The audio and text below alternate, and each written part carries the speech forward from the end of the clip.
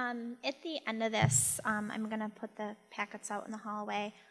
One of my paragraphs in here focuses on a couple of the books that are part of the third grade curriculum. If you guys get a chance, it's really important for you guys to look at the pictures. Oh, sorry. Is that better?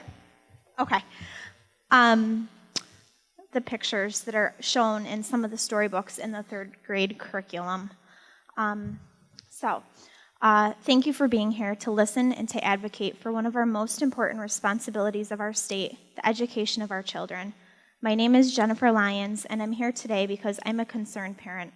I'm concerned over the Common Core standards, and I'm extremely bothered by what I have found. I have a special interest. Her name is Leah, and she's a first grader in the Bloomfield School District. If you asked her last year how she liked school, she would have told you that she loved it. She was excited to learn, excited to see her friends every day, and excited to see her teacher that she absolutely adored. She would come home happy. She couldn't wait to tell me about her day. She would always come home with a smile on her face. Then, this year, things started to change for us about the second week of school. Little by little, the excitement started to fade. Notes started coming home on her math worksheet saying she needed support. The tears began every morning before school.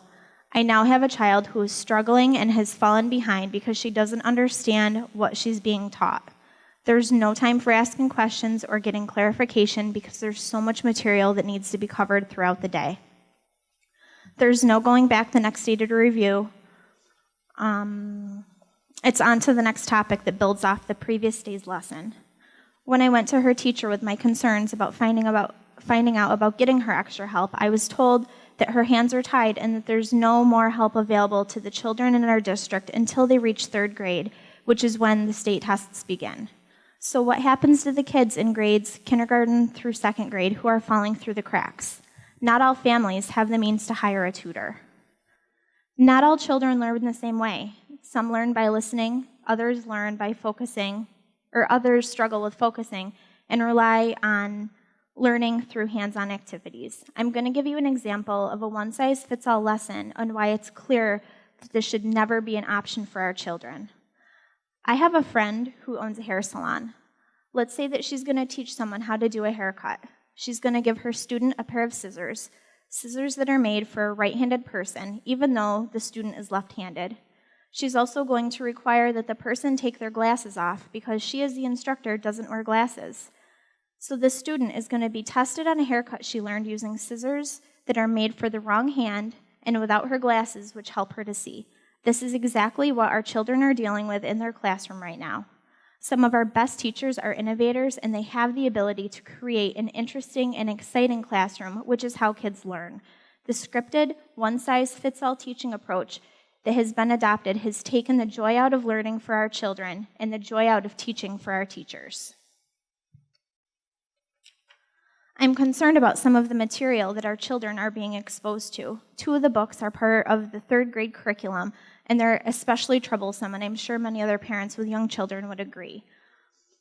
The one story is called Nasreen's Secret School, a true story from Afghanistan, written by Jeanette Winter. This story is about a little girl who is living with her grandmother. It talks about the soldiers coming into her house during the night and abducting the little girl's father. The picture on the page shows men with beards wearing turbans carrying large machine guns while they're dragging the father away. It goes on to talk about Nasreen sneaking away to a secret school, reading the Quran until confronted by an Afghan soldier who again is pictured with a large rifle in hand. Another piece of the third grade curriculum is called The Librarian of Basra. This story is about an Iraqi librarian. It's about her library being a meeting place for people who love books and for people to discuss matters of the world and spirit. Until now, they talk only of war. The pictures on this page show Iraqi people conversing with one another, saying, "Will planes with bombs fill the sky? Will the bombs fall here? Will soldiers with guns fill the streets?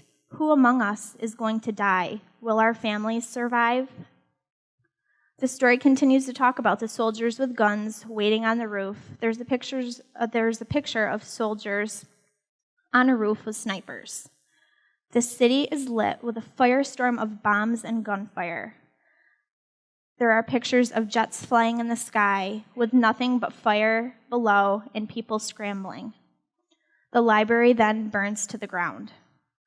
I understand that this could be part of a history or a social studies lesson, but the language being used as well as the illustration being shown are nothing short of intense. Is this the type of material that we want our children objected to at 8 years old? I love learning, and I love the idea of raising our educational standards. However, I don't feel that Common Core is in our children's best interest. I want my child to be literate and well-informed. I want her to be able to develop to her full potential. I want her to choose her career and have it be something that she loves and something that she's wonderful at, rather than her career choosing her by what her scores indicate on the standardized tests. But this isn't just about my daughter. This is about all children. All children deserve a quality education, and all children deserve the chance to excel. It's not too late to take back our control. We have to do this for our kids. We have to do this for their future. I'd like to close by saying a quote from Albert Einstein. "Everyone is a genius, but if you judge a fish on its ability to climb a tree, it's going to live its whole life believing that it's stupid."